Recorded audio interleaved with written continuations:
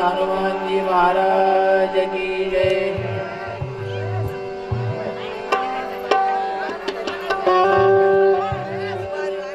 वक्रतुंड महाकाय सूर्यकोटि समप्रभ निर्विघ्नं कुरु मे देव सर्वकार्येषु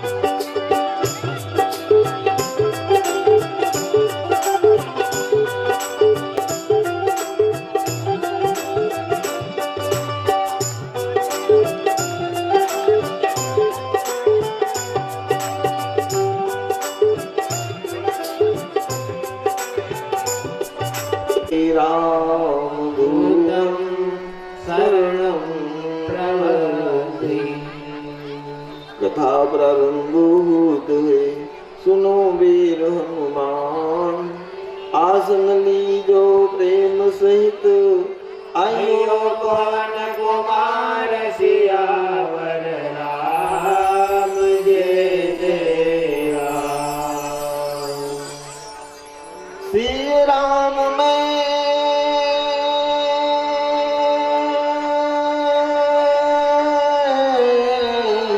सब जग जानी, करो प्रणाम जोरी जुग पानी।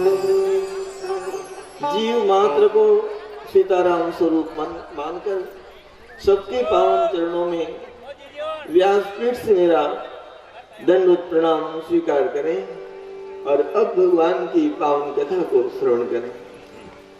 सुरपर्णिका रावण की बनी, दुष्ट हृदय दारुण जस नयनी।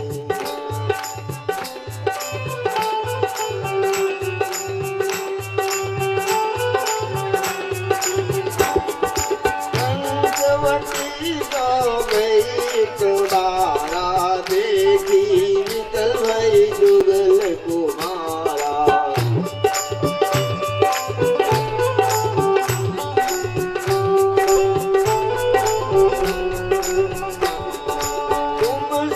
पुरुष नमो समनारी, संयोग धीर जाऊं विचारी।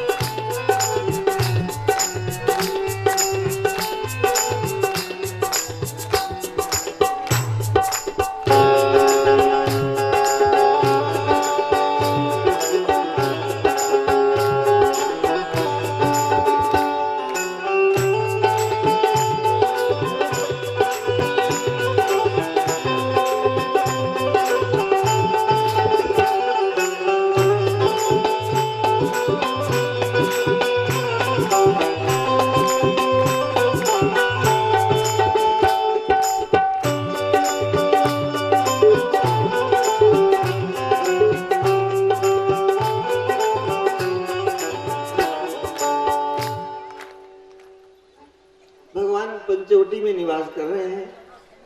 गोदावरी नदी के किनारे कुटिया बनाई, वहां पर भगवान निवास कर रहे थे। सीता जी ने सोचा कि परमात्मा तो हमारे साथ है, अब इनके पूजन के लिए फूल चाहिए, तो कुटिया के आसपास फूलों की फुलवारी लगा दी थी, तुलसी दल लगा दिए थे और गोदावरी जी से मटकी मिट्टी की भरकर रोज पानी डालती थी, फूलों को सींचती थी। सुबह शाम भगवान के लिए फूलों की माला पहनाती, पूजन करते थे। एक दिन क्या हुआ कि रावण की बहन शूर्पणखा वो घूमती हुई आई और भगवान राम कुटिया के पास खड़े थे, तो देखकर मोहित हो गई और पास आकर कहे, वो मायावी थी, रुचि रूप धरी, बहुत सुंदर बनकर आई। तरुणम दारुणा वृद्धा दक्षिण वाम भाषिणी। शूर्पणखा सुंदर नहीं थी, लाखों बरस उम्र की थी, बूढ़ी थी वो, लेकिन राक्षसी माया से वो ऐसी देवांगना दिव्य सुंदर के रूप में बनी और भगवान राम जी के पास आकर कहने लगी कि हे राजकुमार, तेरे समान न तो कोई संसार में सुंदर है और न मेरे समान कोई सुंदर युवती है। ब्रह्मा ने हमारा और तुम्हारा एक ही जोड़ा बनाया है और इसीलिए मैं अभी तक कुमारी रही हूं। इसका ब्याह हो चुका था शूर्पणखा का। इसके पति को विद्युतजिह्न को रावण ने ही मार दिया था। तब से रावण ने कहा कि जाओ स्वतंत्र घूमो, कोई बंधन नहीं। अपनी बहन से रावण बहुत प्रेम करता था।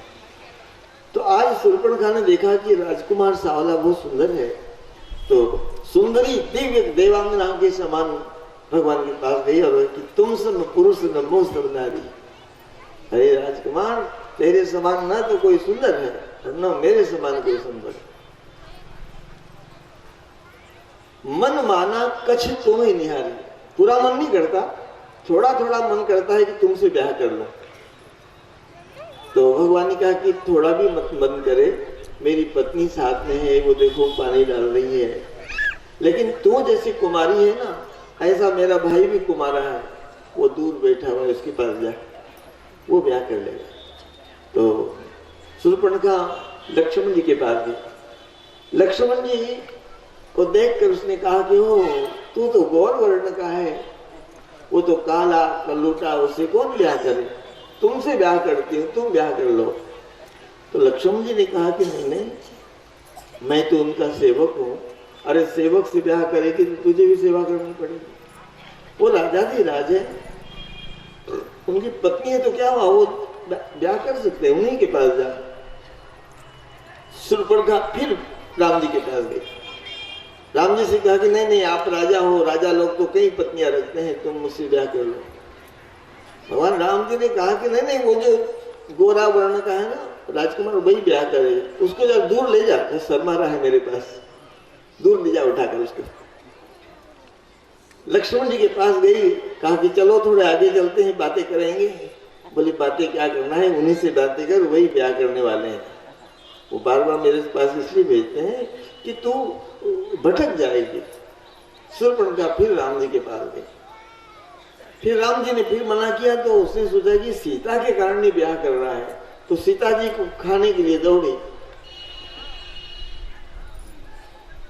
तो सीता जी ने आवाज लगी, ए नाथ बचाओ, ये राक्षसी आ रही है।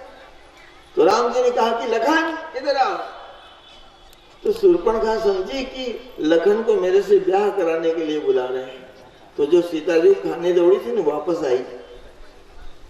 लक्ष्मण जी इधर से आए, तलवार निकाली और खटाखट उसके नाक और कान काट कर बाहर फेंक दी। बोले भाग, दोबारा आएगी ना तो काट कर 4 टुकड़े लंका में फेंकूंगा। ब्याह करने आ गई, भागे ऐसे। अब वो खून से नाक और कान छुपाती दौड़ी भागती ही गई। यहाँ एक भाव बताया है संत ने, परम संत जिनको गोस्वामी तुलसीदास जी की उपमा मिली थी, राम किंकर दास जी, कलकत्ता के रहने वाले हैं। उन्होंने ये भाव बताया कि शूर्पणखा राक्षसी थी, फिर भी भगवान राम से कह रहे कि तुम सम पुरुष नमो सम नारी, मेरे समान कोई सुंदरी नहीं है, तुम्हारे समान कोई पुरुष नहीं है। उन्होंने ये भाव बताया कि अगस्त्य ऋषि के आश्रम में जब हड्डियों का ढेर देखा तो राम जी ने प्रण कर लिया कि निष्ठरहीन करो में भुज उठाई प्रणकिन, सकल मुनि के आश्रमन जाई जाई सुख दिन। ये भगवान राम जी का प्रण था।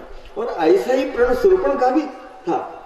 शूर्पणखा के पति को रावण ने जब खट से काट कर फेंक दिया तो शूर्पणखा ने कहा कि मैं भी प्रण करती हूँ कि धरती राक्षसों से रहित कर दूंगी। ये मेरा प्रण है, मेरा भाई हुआ तो क्या हुआ, मेरे पति को मारकर मेरा वंश इसने खत्म किया है, मैं भी इसका वंश खत्म कर दूंगी। ये शूर्पणखा का संकल्प था।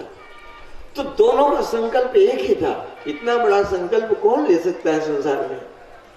निष्ठरहीन करो में भुज उठाई प्रण किया तो राम जी ने किया, या ऐसा ही प्रण शूर्पणखा ने किया। तो तुम सम पुरुष नमो सम नारी, ये दौड़ती हुई गई। खरदूषण तीसरा इनके काका बाबा के भाई लगते थे, 14,000 राक्षसों के साथ वहां रहते थे। शूर्पणखा दौड़ती हुई गई और कहा कि भैया ये देखो हमारा सब क्या हाल कर दिया। दंडक वन में 2 राजकुमार आए हैं, उनके साथ एक सुंदर स्त्री भी है।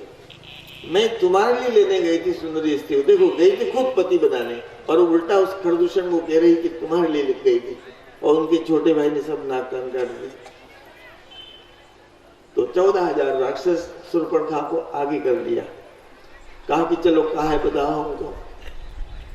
देखो कोई युद्ध में जावे तो सुहागिनी स्त्री उस वीर योद्धा को आरती उतारे, फूलों की माला डाले, उसको पूजन करे, और तब योद्धा वीर जाए तो उसकी विजय हो। अब इसका नाक कान कटा हुआ और उसको आगे कर दिया। अब शकुन तो घर से ही लेकर चला खरदूषण। जब इसकी धूल उड़ती हुई देखी भगवान राम जी ने कि राक्षस लोग आ रहे हैं, तो लक्ष्मण से कहा कि लक्ष्मण तुम सीता जी को लेकर कहीं गुफा में चले जाओ, क्योंकि अभी वो शूर्पणखा आने वाली है। तो ये तो बंदर की फोटो देखकर डर जाती है। इतनी राक्षसों को देखी कि तू डर जाएगी, तुम ले जाओ। लक्ष्मण जी सीता जी को लेकर चले गए। इधर भगवान राम जी अकेले धनुष बाण लेकर खड़े हैं। सब राक्षसों ने घेर लिया चारों तरफ से, 14,000 राक्षस थे। खरदूषण तीसरा ने कहा कि तुम्हारी पत्नी हमको दे दो और तुम घर जाओ, तुम बहुत सुंदर हो, बालक हो, तुमको मारने का मन नहीं करता। भगवान राम जी ने कहा कि तुम्हारे जैसे दुष्टों को हम ढूंढा करते हैं, यदि तुमको डर लगता है तुम वापस लौट जाओ, हम किसी को नहीं मारेंगे। फिर तो खरदूषण तीसरा ने राक्षसों को कहा कि मारो इनको। अब भगवान राम जी ने ऐसी माया की कि सब राक्षस बहरे हो गए। अब खरदूषण बार बार कह रहा कि मारो, तो राक्षस बोले कि किसको तारे, तो सुना ही नहीं देता उनको। फिर तो भगवान राम जी ने एक माया की, 14,000 राक्षस थे, 7,000 राम प्रकट कर दिए। एक राक्षस के पास एक राम, तो कट से काट देता था, सब आपस में ही कट कर मर गए। खरदूषण तीसरा 3 बचे, तो भगवान राम ने एक सर्व से खींच कर बाण मारा, तीनों को धराशायी कर दिया। शूर्पणखा दूर से देखती रही और सीधी दौड़ती हुई लंकेश के दरबार में गई।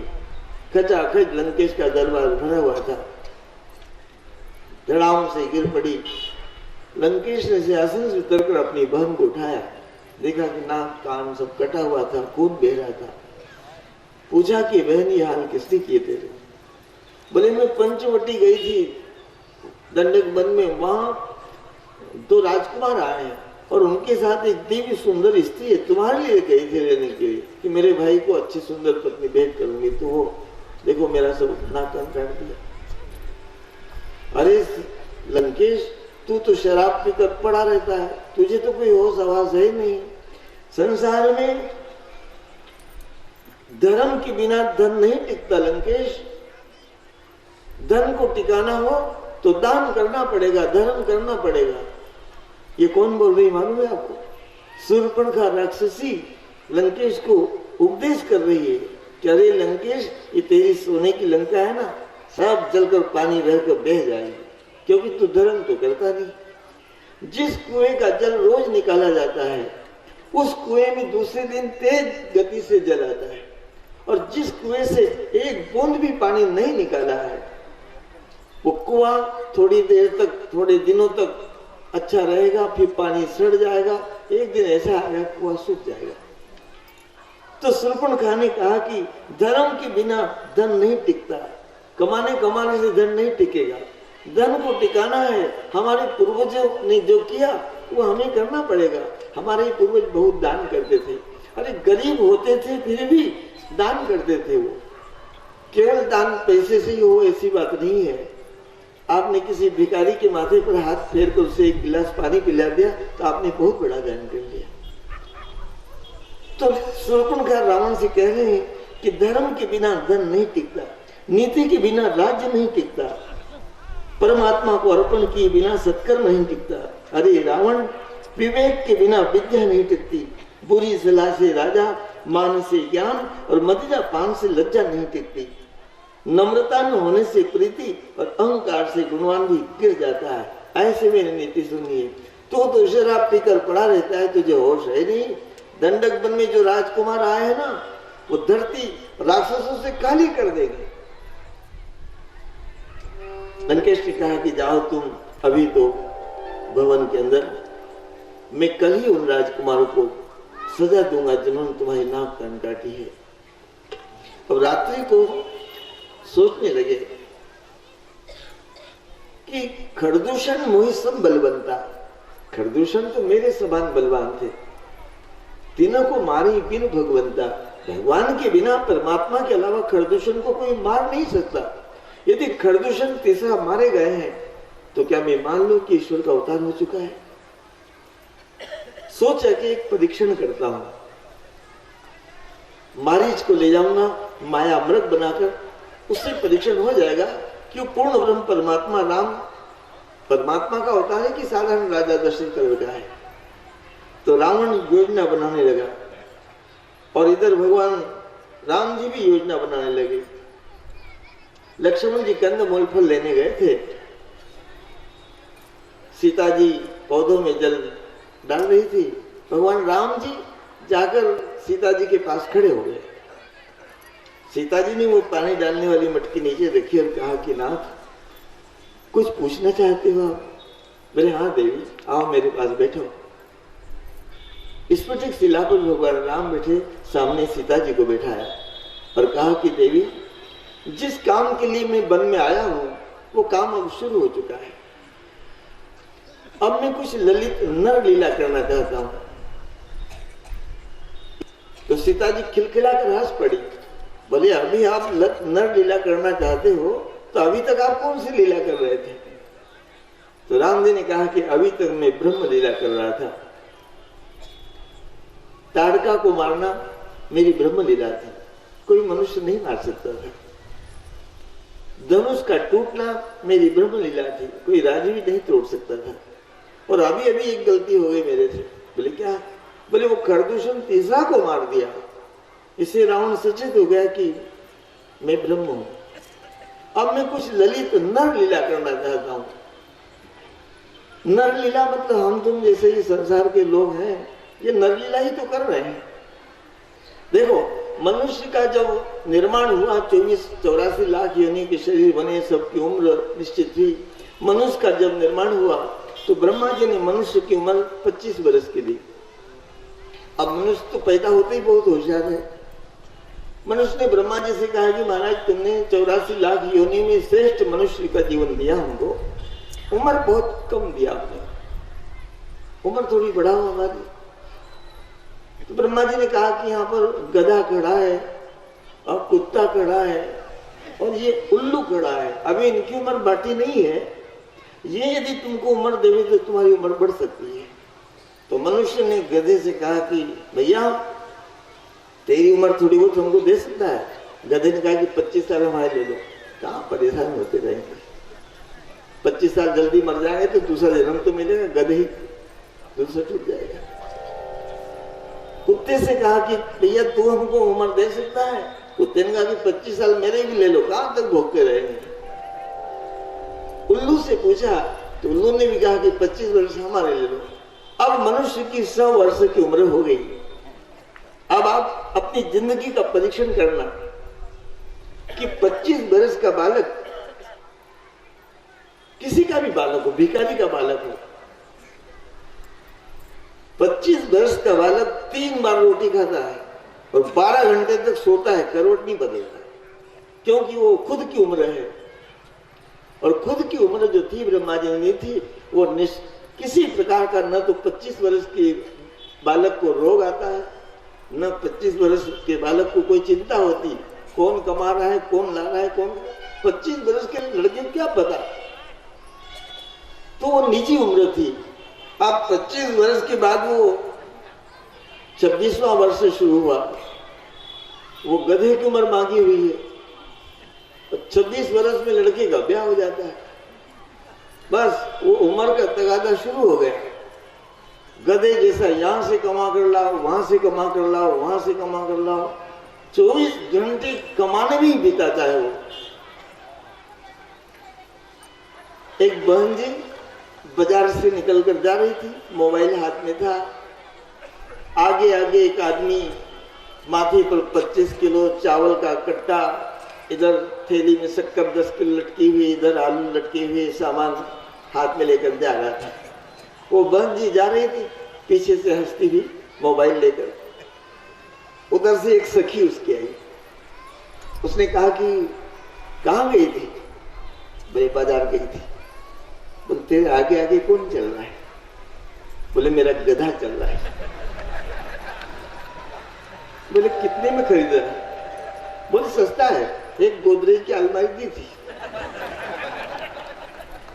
रंगीन टीवी मांग रहा था, 50 साल में तो इसका भूसा निकाल दूंगा।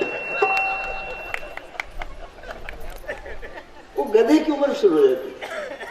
अब 50 साल का व्यक्ति हो गया, 51वां साल शुरू हुआ, फिर वो कुत्ते की उम्र शुरू हो गई। पापा फीस भरना है। बोले चुप, तनख्वाह नहीं मिली। और कुत्ते जैसा काटने दौड़ गए। जरा कहीं कहो 52 वर्ष के आदमी को तो करंट ही मारता है बिल्कुल। क्योंकि उम्र कुत्ते की चल रही है, मेरे भी वही चल रही, 62-66 साल का हो गया, 66 साल का हूं, अभी 70 का नहीं हुआ। लेकिन मैं जिस गांव में जाता हूं पूरे गांव को सोने नहीं देता। ये उम्र का तकाजा है। उसके बाद 70-75 वर्ष के बाद में फिर वो उल्लू की उम्र शुरू हो जाती है। ज्यादा बोले क्या, 24 घंटे आंखें फाड़ कर देखा ही करता, नींद आती नहीं। अब जिंदगी में कभी भजन किया हो तो बाबा भजन करे, रुपये पैसे गिनता रहा तो रात को उसको नोट दिखते हैं। तो ये नर लीला इसको कहते हैं। मनुष्य सचेत नहीं होता, चिंतन नहीं करता, विवेक से अपने जीवन को नहीं जीता। उम्र भले गधे की हो, लेकिन हमारा विवेक हो तो हम ब्रह्म में हमारी निजी उम्र को जी सकते हैं। नर लीला भगवान कहते कि ऐसी नर लीला करूंगा। एक सेठ जी गांव में थे तो महात्मा कथा करने आए। महात्मा ने कहा कि अरे सेठ जी कथा में आओ, देखो पूरा गांव आता है, बाहर गांव से ट्रैक्टर से आते हैं, मोटरसाइकिल से आते हैं, अपनी अपनी गाड़ियों से आते हैं, पैदल आते हैं, कितनी दूर दूर से लोग कथा सुनने आते हैं, आप नहीं कथा में आते। और सेठ ने कहा कि भाई जी क्या बताऊं, मेरी बहुत बड़ी दुनिया है, 10 लड़के मेरे और 10 लड़कियां, बहुत बड़ी दुनिया है महाराज। तो महात्मा ने पूछा कि सेठ जी ये बताओ कि जब तुम पैदा नहीं हुए थे तुम्हारी दुनिया कैसे चलती थी? बोले वो ऊपर वाला चलाता था महाराज मेरी दुनिया। उन्होंने महात्मा ने कहा कि सेठ जी बुरा मत मानना, जब तुम मर जाओगे तो फिर तुम्हारी दुनिया कैसे चलेगी? बोले वो ऊपर वाला चलाएगा महाराज, सारी संसार को चलाता है। तो महात्मा ने कहा कि सेठ जी जब तुम पैदा नहीं हुए तब भी तुम्हारी दुनिया ऊपर वाले ने चलेगी, जब तुम नहीं रहोगे मर जाओगे तब भी तुम्हारी दुनिया ऊपर वाला चलाएगा। अभी ऊपर वाला बीमार पड़ा है क्या? सुबह से हॉस्पिटल में बाटल लगी उसको। जब ऊपर वाला मरने के पहले भी चलाता था, मरने के बाद भी चलाएगा, तो अभी ऊपर वाले क्या हो गया, 2 घंटा कथा सुनने नहीं आ सकता। सेठ ने कहा चल महाराज आगे चलता हूँ कथा सुनने। ये नर लीला है। नर लीला मतलब बहानेबाजी की लीला। करना ही नहीं चाहता ना भजन, बहाना कर लेगा, अमका है ढिमका है। ऐसी नर लीला मैं करना चाह रहा हूं। सीता जी ने कहा कि आपकी नर लीला में मैं क्या सहायता करूं? बोले तुम अग्नि में समा जाओ और अभी अपनी छाया रूप मेरे पास बिठा दो। अभी रावण आने वाला है, सोने का हिरण आने वाला है, तुम मेरे से हिरण मांगना, मैं तो हिरण को मारने के लिए बाहर लड़ूंगा। जब रावण तुमको सुनसान देखकर वहां लक्ष्मण करके आवाज लगाए तो लक्ष्मण को भी पीछे भेज देना, और जब सुनसान देखकर रावण तुमको उठाकर ले जाए तो खूब जोर जोर से रोना, और जब तुम रोती रोती चली जाओगे तो फिर मैं रोना शुरू करूंगा। उस तमाम ऋषि मुनि महात्मा ने पूछे कि राम क्यों रोते हो? मैं कहूंगा कि मेरी पत्नी को उठाकर ले गए वो। बोले मारो ना उसको। मैं पूछूंगा मारो, वो ब्राह्मण है। बोले जान से मार डालो, ब्राह्मण बनता है औरतों को चुराता है। जब तमाम ऋषि मुनि महात्मा लोग कहेंगे कि रावण को मारो तब मैं इसको मार डालूंगा, और लक्ष्मण को मत बताना। बोले कि भैया हमारे साथ 14 साल है, उनको ना बता। बोले नहीं, लक्ष्मण हो या मर मैंने जाना, जो कछु करी करता भगवाना।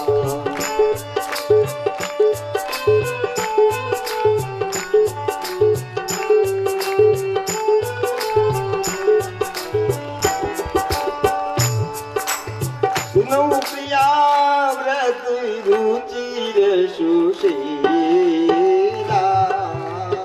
मैं कछु कर ललित मेरे लीला।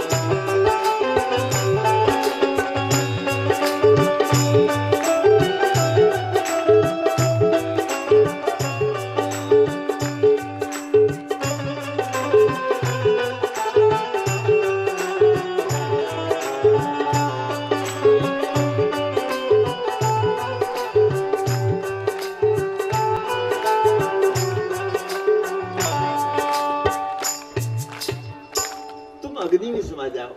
सीता जी तुरंत अग्नि में समा गई और छाया रूप अपनी भगवान के पास बिठा दिया। इधर मारीच के पास रावण भी आया। रावण भी योजना बना रहा था। रावण ने मारीच के पास आकर कहा कि मारी पांव लागू। तो मारीच ने कहा कि ब्रह्मा को पांव नहीं लगता, मेरे पांव लग रहा है। स्वार्थी व्यक्ति, नीच व्यक्ति को जब गरज होती है ना, तब बहुत दंडवत प्रणाम करता है। रावण लंकेश था, धरती पर ताल टुकड़ा धरती कांप जाती थी, लेकिन आज मारीच को प्रणाम कर रहा है। मारी पांव लागू। तो अब मारीच दौड़ता हुआ आया, लंकेश पधारिए, मेरे लिए क्या आज्ञा है? बोले कि दंडक बननी पंचवटी में कोई राजकुमार आए, तुम ऐसा करो कि सुंदर मृग बनकर जाओ।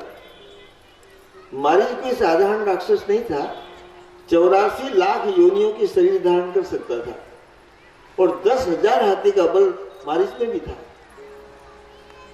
बोले स्वर्ण मृग बनकर जाओ। मारीच ने कहा कि लंकेश, तुमने उन बालकों को देखा है? तो रावण झूठ बोल रहा है कि नहीं, मैंने नहीं देखा। देखा हुआ है, हर को दंड कठिन जई भंजा, तही श्रमेत नृप दल मद गंजा। स्वयंवर में धनुष टूटा उस दिन था ये, लेकिन आज झूठ बोल रहा है। मारीच ने कहा कि मैंने उन बालकों को देखा है, विश्वामित्र जी के यज्ञ की रक्षा करने यही बालक आए थे। तब तो 11-11 वर्ष की उम्र थी इनकी। 4-4 वर्ष उम्र मारीच कम बता रहा है। 15-15 वर्ष के थे भगवान, लेकिन 11-11 वर्ष कम उम्र बताकर रावण के हृदय में भय उत्पन्न करना चाहते थे मारीच कि 11 वर्ष के बालक ने धनुष तोड़ दिया। अब उनकी पत्नी को हरने के लिए तुम मुझे भेज रहे हो कपट मृग बनाकर, कैसे पूरा पड़ेगा तुम्हारा? उनके पास मत जाओ। वो राजकुमार के रूप में परमात्मा है, तुम अभी उनको पहचानते नहीं।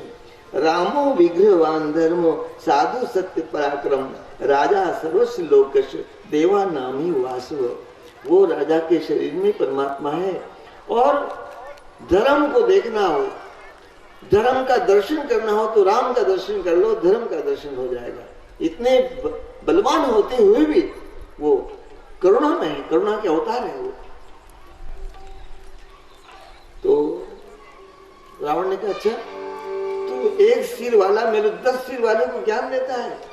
चलता है कि खट से काट कर गर्दन बाहर फेंकू तेरी। फिर तो मारीच ने यहाँ वहां देखा निज मरना, दोनों तरफ मौत देखी कि यहाँ रहूंगा तो ये मार डालेगा रावण, वहां भगवान के हाथों मरूंगा।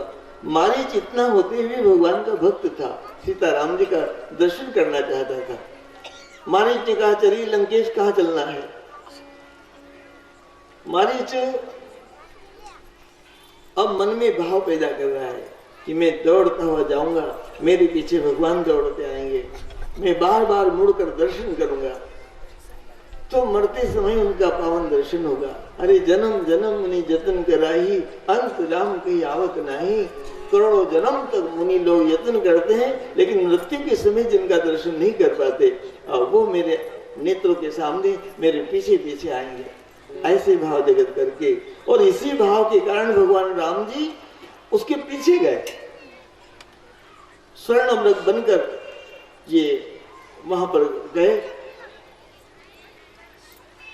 इतना दिव्य सुंदर मृग बना, रत्न श्रृंगो मणि खूरो नील रत्न विलोचन विद्युत विंध्यासो विचार वनांतरे।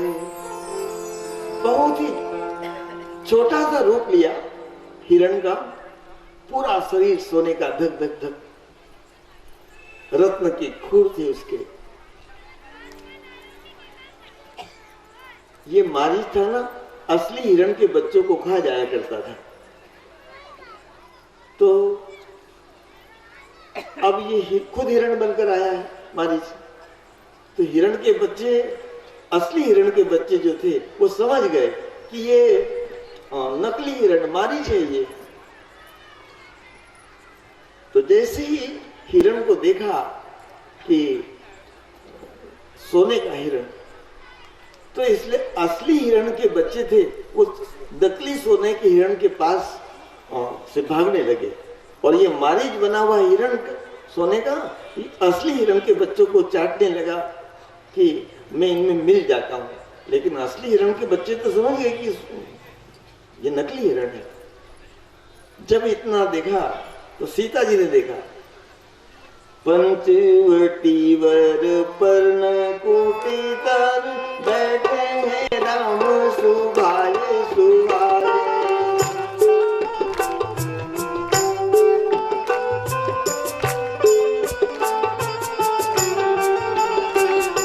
पंचवटी वर पर्णकुटी तर बैठे हैं राम सुभाए सुभाए।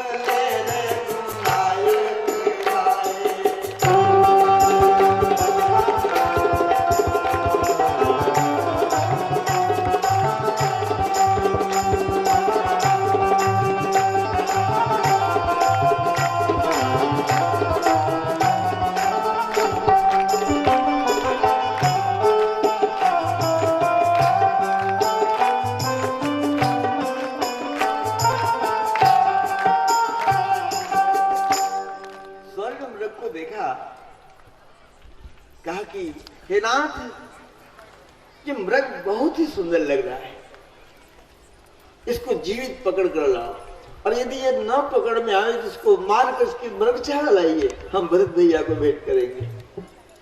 तो भगवान उठे, तुरंत फेंटा बांधा कमर में, माथे पर फेंटा बांधा और धनुष बाण लेकर कहा कि लखन, तुम यहाँ पर सीता जी की सुरक्षा के लिए रहना, मैं अभी मृग को पकड़ कर लाता हूँ। लक्ष्मण जी ने कहा कि भैया, सोने का कोई हिरण होता है क्या? ये तो कोई राक्षस हिरण बनकर आया है। भगवान ने कहा कि लखन, यदि कोई राक्षस होगा तो उसको मार देंगे, पर अब प्रिया ने मांगा है तो मैं जा रहा हूं, आप सावधान रहना। यहाँ पर भगवान चल पड़े। एक बार सीता जी ने कहा कि हे नाथ, ये मृग चाहिए, तो दौड़ पड़े।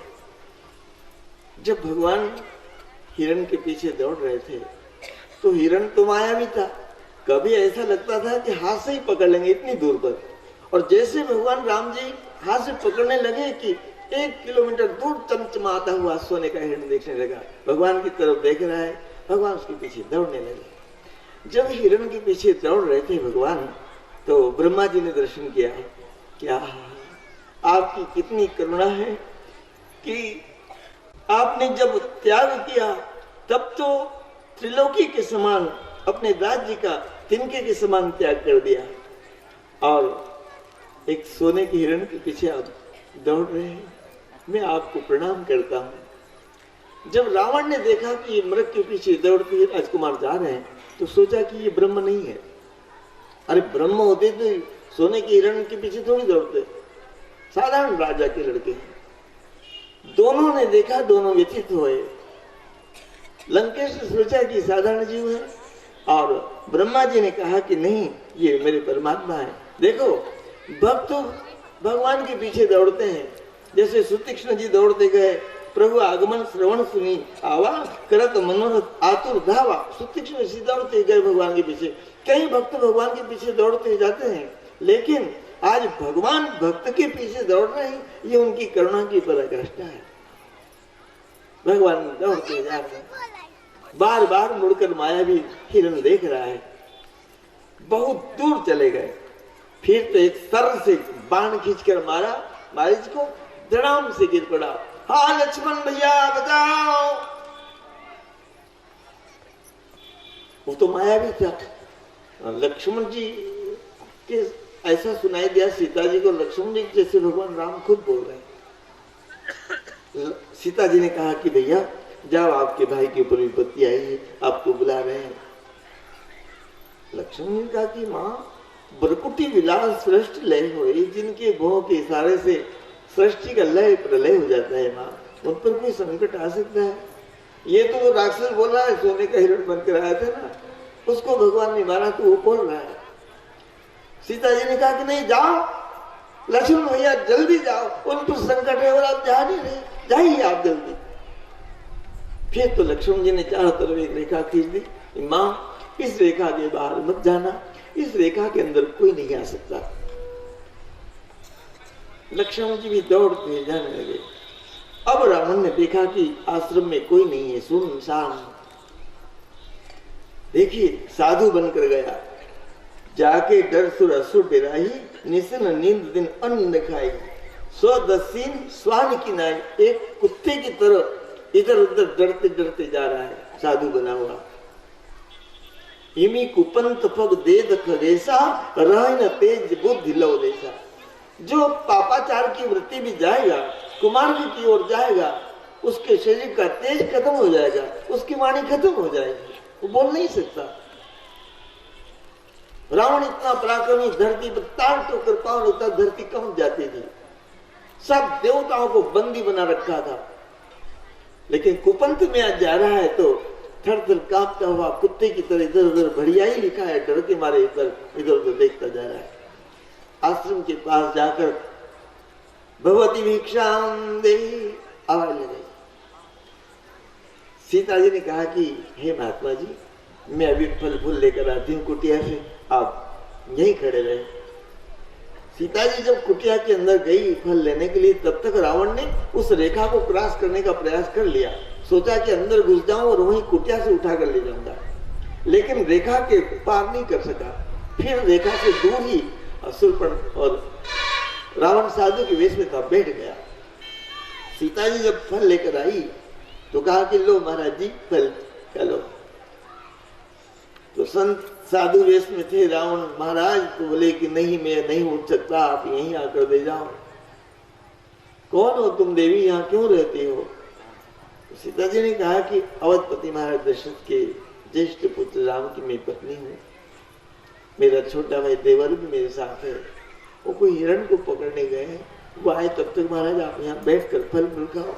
तब तो लंकेश ने कहा कि तुम खुद हमारे पास आकर फल दे दो। और जब सीता जी फल देने लगी तो मन ही मन प्रणाम किया। इसमें लिखा हुआ है मनमोह चरण बंदी सुख माना। रावण ने सीता जी के चरणों में मन से प्रणाम करके और फिर अपना असली लंकेश का रूप कहा कि मैं लंकाधिपति रावण तुम्हें लेने आया हूँ, और हाथ पकड़कर पुष्पों की मान में बैठा कर जन्म से उड़ा। अनाथ बताइए बताइए, हाँ लक्ष्मण भैया बताओ बताओ। रोती रोती जा रही है। जटायु ने देखा कि मेरी बेटी को कोई उठा कर ले जा रहा है, तो तुरंत पहाड़ से उड़ा और रावण को चोंच से मार मार कर खून से लथपथ कर दिया। रावण को पुष्पवान से नीचे फेंक दिया और अपनी बेटी सीता को पंख पर बैठाकर नीचे उतार दिया और रावण से द्वंद्व युद्ध करने लगा। जटायु में भी 1000 हाथी का बल था, खूब युद्ध हुआ, लेकिन लंकेश रावण ने अपनी खड़गास तलवार से दूर फेंक कर मारी और जिससे कि पंख कट गया। अब पंख के बिना तो बेहाल हो जाता है पक्षी, क्या करे। सीता जी को पुनः उठाकर पुष्प विमान बैठाया और ले जा रहा है। ऋषमुख पर्वत के ऊपर से पुष्प विमान जा रहा था, बंदर बैठे हुए थे सीता जी ने अपने कुछ आभूषण उतारकर अपने पल्लू को फाड़कर उसमें बांधकर नीचे गिराते हुए कहा कि हे बंदरों, यदि मेरे नाथ ढूंढते हुए इस रास्ते से आवे तो उनको ये मेरे आभूषण बताना और कहना कि दुष्ट मुझे दक्षिण दिशा की ओर ले जा रहा है। रोती रोती चली गई। बंदरों को आवाज नहीं लगेगी। सीता जी ने सोचा कि अभी मेरे पिता जटायु मुझे बचाने आए तो इस दुष्ट ने उनको मार दिया। अब ये मासूम बच्चे बंदर छोटे छोटे मुझे बचाने आएंगे तो ये उनको भी मार डालेगा, इसलिए बचाव के लिए बंदरों को नहीं बुलाया। रावण ने अशोक वाटिका में अशोक रक्षक ने सीता जी को बैठाकर अपने राज दरबार के अंदर चला गया। यहाँ भगवान मृग को मारने के लिए गए थे। अब वो तो माया भी था, जैसे बाण लगा कि राक्षसी रूप मारीच का धारण कर लिया। और प्रिया जी ने मृगछाला मांगी थी, तो भगवान ने अपनी विभूति को प्रकट करके मृगछाला बनाई और अपनी बगल में दबाकर दौड़ते इधर आने लगे। इधर से लक्ष्मण को देखा तो कहा कि भैया तुम कुटिया छोड़कर आ गए, कहीं ऐसा नहीं हो कि हमारी जानकी का कोई अनिष्ट हो जाए। लक्ष्मण जी ने कहा कि वो बाण मारकर आ गए उसको। वो तो हाँ लक्ष्मण बोला, बोले कि वो तो माई था भैया जो हमने वहां छोड़ दिया था ना उसको। विश्वामित्र जी की वो मारी था, माया भी इससे हिरण बनकर आया था। पर मुझे लगता है कि सीता आश्रम में नहीं है। दोनों भाई आए आश्रम के पास, ढूंढते ढूंढते रोने लगे। हाँ सीते, हाँ सीते, हाँ सीते, चारों तरफ दौड़ रहे हैं। कुटिया में कोई नहीं था, फल फ्रूट पड़े हुए थे वहां पर। लक्ष्मण जी समझ गए कि कोई दुष्ट व्यक्ति है, कोई चुरा कर ले गया है। आगे गए तो देखा कि जटायु पक्षी पड़ा हुआ तड़प रहा था। दौड़कर भगवान राम जी ने जटायु को अपनी गोद में उठा लिया। ये जटायु पक्षी महाराज दशरथ जी का मित्र था। इनकी कथा आती है कि जब शनि कृतिका नक्षत्र के अंत में थे तब ज्योतिषों ने राजा दशरथ को बताया कि अब शनैश्चर रोहिणी नक्षत्र को भेदन कर जिसे सकट भेदन करते हैं जाने वाले हैं, जिसका फल ये होगा देव दानव सबके लिए भयंकर है। 12 वर्ष तक पानी नहीं बरसेगा। तो दशरथ जी कांपने लगे कि अयोध्या में 12 वर्ष तक पानी नहीं बरसेगा तो लोग पिएंगे क्या। रथ के ऊपर दशरथ जी बैठे और 1.25 लाख योजन शनि के ऊपर बाण धारण करके जाने लगे कि शनि को ही जलाकर राख कर देता हूं, सकट भेदन होगा ही नहीं। लेकिन शनि की दृष्टि पड़ते ही दशरथ जी का रथ झर से जलकर राख हो गया। दशरथ जी आकाश से नीचे गिरने लगे। ये जटायु पक्षी यहाँ नीचे था, ये उड़ा और उड़ते हुए महाराज दशरथ को अपनी पंख के ऊपर बैठा लिया और कहा जटायु ने कि चलिए महाराज शनि के पास मैं ले चलता हूं, मुझे नहीं जला सकता शनि। जब तीव्र गति से जटायु उड़ता हुआ जा रहा था तो शनि समझ गया कि अब मुझे मार देंगे। तो शनि ने हाथ जोड़ते कहा कि महाराज अब मैं सकट भेदन नहीं करूंगा और आशीर्वाद देता हूं कि ये जो लीला कथा को पढ़ेंगे उनको भी शनि की 7.5 अड़ैया कोई बाधा नहीं डालेगी, ये मैं उनके अनुकूल हो जाऊंगा। जब पक्षी ने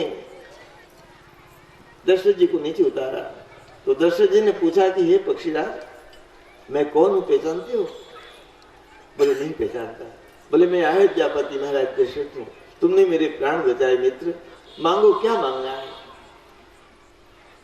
तो जटायु ने कहा कि आपका बालक मुझे दे देना। और उस समय कोई बालक था ही नहीं। तो दशरथ जी ने कहा कि मित्र ऐसी बात मांगी कि मैं दे नहीं सकता, मेरा तो कोई बालक ही नहीं है। बोले नहीं जब हो तब दे देना। जब रामलला का प्राकट्य हुआ था तो जटायु पहुंच गया अयोध्या। हाथी के बराबर शरीर था जटायु का। सब अयोध्या के लोग डरने लगे कि इतना बड़ा पक्षी आया। दशरथ जी ने देखा कि नहीं ये तो मेरा मित्र है। कौशल्या जी से कहा कि देवी तुम ये बड़े बालक को लेकर चलो, मैं वचनबद्ध हूँ, ये मेरे मित्र को देना है। कौशल्या जी रामलला को लेकर जटायु के पास आई, बोले कि वचनबद्ध हूँ तो आपने कहा था ना कि आपका बालक मेरे को देना, ये मेरा बालक ले जाओ महाराज। जटायु ने पंख बालक के ऊपर रख दिए, कहा कि हम पक्षी हैं, इसको कहाँ घुमाएंगे, आप इनकी सेवा करो, जब बड़ा हो जाए तब दे देना। ये कथा दशरथ जी भगवान राम जी से भी कहा करते थे।